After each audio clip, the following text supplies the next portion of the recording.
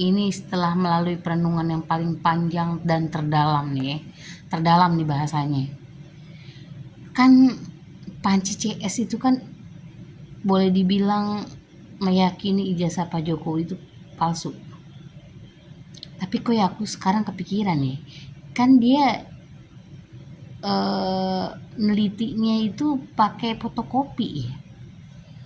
Entah saya yang bego atau yang ngomong yang bego, yang meneliti tuh yang bego ya. Yang namanya fotokopian itu kan udah jelas-jelas gitu ya, bukan ijazah asli yang diteliti itu. Dia bilang palsu, yang diteliti itu ijazah fotokopi. Kok ya bisa dia ngomong itu asli gitu ya, sedangkan ijazah aslinya aja Pak Jokowi itu belum ngeluarin gitu. Tuh gimana ya konsepnya nih orangnya. Makin gue yakin kalau dia itu skenario politik gitu ya. 2029, peperangan 2029 antara PSI sama partai-partai besar lainnya gitu ya. Apa ya yang mendanai itu mereka gitu ya.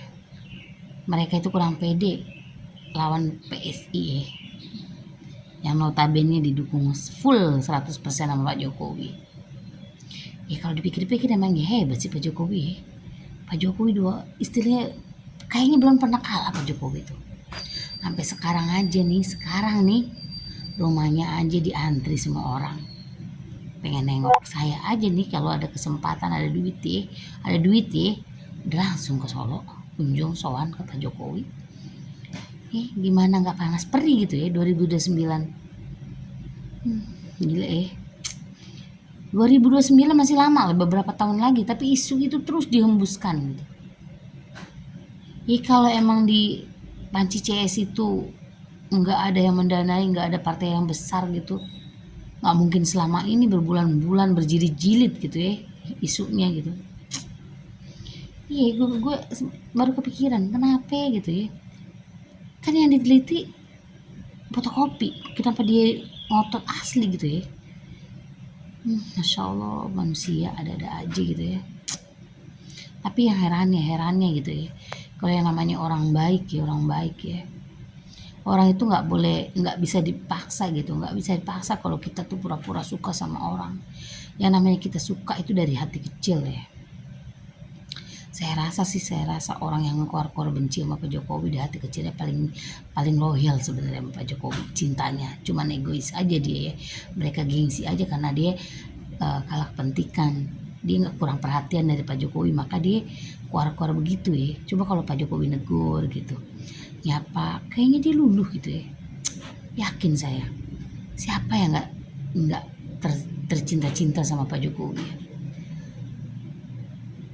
Semua produk Pak Jokowi itu hebat ya, semua kerjanya bagus. Yang namanya isu korupsi aja ya, semua yang berkaitan, semua orang-orang kalau ditangkap korupsi itu pasti ada nama Pak Jokowinya. Ya pasti jelas ada nama Pak Jokowi ya. Yang bikin aturan kan dia, cuman kalau mengeluarin duit itu bukan tanda tangan dia, bukan tanda tangan Pak Jokowi. Pak Jokowi cuman istilah kata mengeluarkan peraturan, semua keputusannya di dewan kan, itu intinya mah. Cuman kalau misalnya ada apa-apa ya selidikin aja dewannya gitu. Kenapa mesti Pak Jokowi juga yang disalahin kan? Aneh itu ya, aneh itu tuh. Konoha tuh emang aneh. Subhanallah.